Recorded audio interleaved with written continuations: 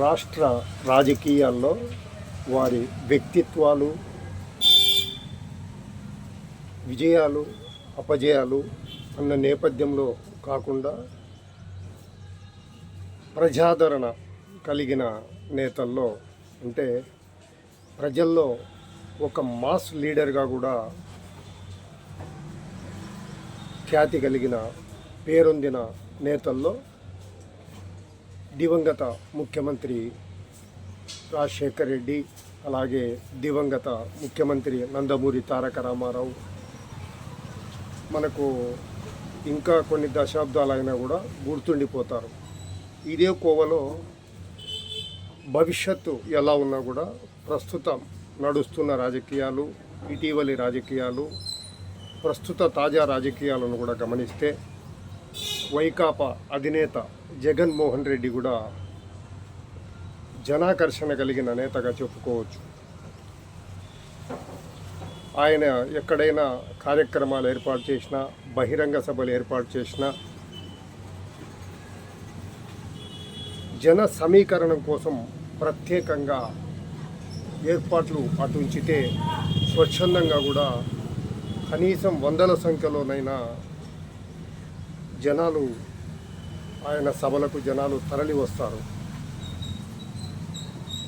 ఆదిలో దివంగత వైఎస్ రాజశేఖర రెడ్డి కుమారుడిగా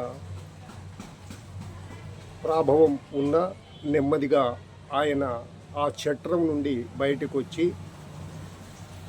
తానేమిటో రాజకీయాల్లో నిరూపించుకుని తనకంటూ ఒక ప్రజాదరణ, ప్రజాక్షేత్రంలో ఒక మాస్ లీడర్గా స్వతంత్రంగా పేరు తెచ్చుకోగలిగాడంటే అతిశయోక్తి కాదు. ఇక ఆయన గతంలో కాంగ్రెస్ పార్టీలో ఉన్న తమ తండ్రి దివంగత రాజశేఖర రెడ్డి మరణాంతరం ప్రత్యేక పరిస్థితుల్లో ఆ పార్టీలో నుంచి బయటికి రావడం, ఆయనే సొంతంగా వైఎస్ఆర్ కాంగ్రెస్ పార్టీని ఏర్పాటు చేసుకోవడం, క్షేత్రస్థాయిలో ప్రజలతో మమకమవుతూ ముందుకు వెళ్ళారు. ఆ కోణంలో మొదటి దఫా శాసనసభ ఎన్నికల్లో భారీ స్థాయిలో సీట్లు పొందగలిగిన ప్రతిపక్షంగానే మిగిలిపోయారు, అధికారం అందుకోలేకపోయారు. ఆ తర్వాత టీడీపీ అధికారంలో ఉన్న కాలంలో ప్రతిపక్ష నేతగా తమదైన శైలిలో ముందుకు వెళ్ళిన వైఎస్ జగన్మోహన్ రెడ్డి ఆ తర్వాతి ఎన్నికల్లో రాష్ట్రంలో 151 స్థానాలతో అధికారంలోకి రావడం దేశ రాజకీయాల్లోనే ఒక సంచలనంగా ఆయనకు పేరు తీసుకురావడం జరిగింది.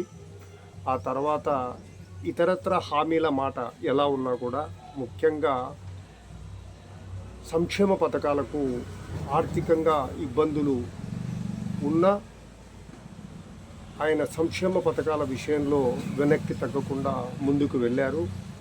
ఆ కోణంలోనే 2024లో జరిగిన సార్వత్రిక ఎన్నికల్లో తప్పక ఆ సంక్షేమ పథకాల లబ్ధిదారుల్లో ఉన్న ఆదరణ, తాము సంక్షేమ పథకాలకు ఇచ్చిన ప్రాధాన్యంతో మరోమారు అధికారంలోకి వస్తామని దృఢ విశ్వాసంతో జగన్మోహన్ రెడ్డితో పాటు ఆ పార్టీ శ్రేణుల్లో కూడా ఆ విశ్వాసం పూర్తి స్థాయిలో వెల్లడైంది. ప్రజల్లో కూడా ఒక సెక్షన్ ఆఫ్ ది పీపుల్, వాళ్ళు టౌన్లలో కావచ్చు, పల్లెటూర్లలో కావచ్చు, అదే గ్రామీణ ప్రాంతాల్లో కావచ్చు, అటు ఉద్యోగులు, ఇటు నిరక్షరాస్యులు కావచ్చు, ఏదేమైనా కూడా తప్పక జగన్మోహన్ రెడ్డి మరోమారు అధికారంలోకి వస్తాడని ఒక సెక్షన్ ఆఫ్ ది పీపుల్ గాఢంగా విశ్వసించారు. ఒకవేళ పూర్తి స్థాయిలో అంతకుముందంత భారీ మెజారిటీతో రాకపోయినా కూడా అవసరమైన మ్యాజిక్ ఫిగర్ సాధించి మళ్ళీ ముఖ్యమంత్రి అవుతాడు అనుకున్నారు. అయితే 2024 సార్వత్రిక ఎన్నికల్లో అంతకుముందు సార్వత్రిక ఎన్నికల్లో 150కి పైగా స్థానాలతో మెజారిటీ సాధించి ఎలా రికార్డుల్లో నిలిచిపోయాడో జగన్మోహన్ రెడ్డి 2024 సార్వత్రిక ఎన్నికల్లో కేవలం 11 స్థానాలకు పరిమితమై వైకాపా శ్రేణులే గాక ఒక సెక్షన్ ఆఫ్ ది పీపుల్ కూడా ఏమాత్రం ఊహించని విధంగా అతి ఘోర పరాజయంతో మరోమారు రాజకీయాల్లో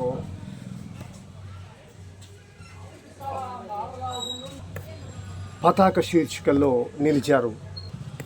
ఆ తర్వాత వెంటనే ఆయన ఏర్పాటు చేసిన పాత్రికేయుల సమావేశంలో కూడా ఎక్కడ తప్పు జరిగిందో, మరి సంక్షేమ పథకాల లబ్ధిదారులు నుంచి ఎక్కడ ఆదరణ కొరవడిందో అంటూ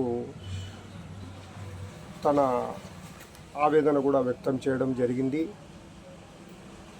ఇక ఆ తర్వాత ఘోర పరాజయం నేపథ్యంలో ప్రస్తుతం తనదైన శైలిలో వైఎస్ జగన్మోహన్ రెడ్డి ముందుకెళ్తున్నారు.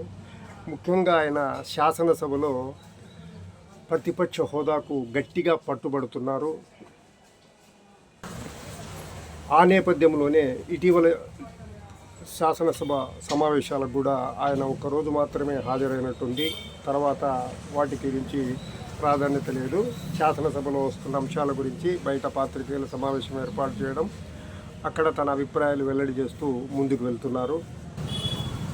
కేవలం 11 స్థానాలకు పరిమితమై ఘోర పరాజయాన్ని చవిచూసిన నేపథ్యంలో ఎవరైనా సరే పార్టీ నేత ఢీలా పడటం అనేది సహజ పరిణామం.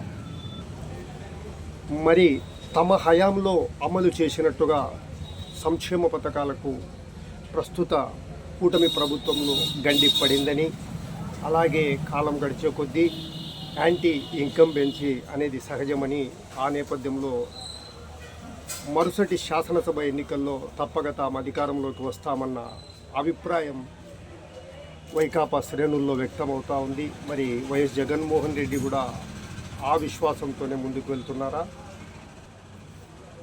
ఓటమి అనంతరం ఘోర పరాజయంతో కుంగిపోయిన వైకాపాకు ఆ తర్వాత భారీ సంఖ్యలో పార్టీ నేతలు, మాజీ మంత్రులు ఇతర పార్టీలోకి వెళ్ళడం, ఆ పార్టీ నేతలు గతంలో పరిణామాల నేపథ్యంలో అరెస్టులు కావడం జరుగుతూ ఉంది. మరి ప్రస్తుతం వైకాపా ఎదుర్కొంటున్నది సామాన్యమైన సంక్షోభం కాదు. మరి ఈ సంక్షోభం నుంచి తనకున్న జన ఆకర్షణతో మరిన్ని ప్రణాళికాబద్ధమైన కార్యక్రమాలతో జగన్మోహన్ రెడ్డి ఏ విధంగా ముందుకెళతాడు, రానున్న ఎన్నికల్లో మరోమారు ఆయన తన చరిష్మా, గతంలో అమలు చేసిన సంక్షేమ పథకాలు ప్రధాన ఆయుధాలుగా మరోమారు రాష్ట్రంలో అధికార పీఠాన్ని చేపట్టగలుగుతాడా? చూడాలి మరి.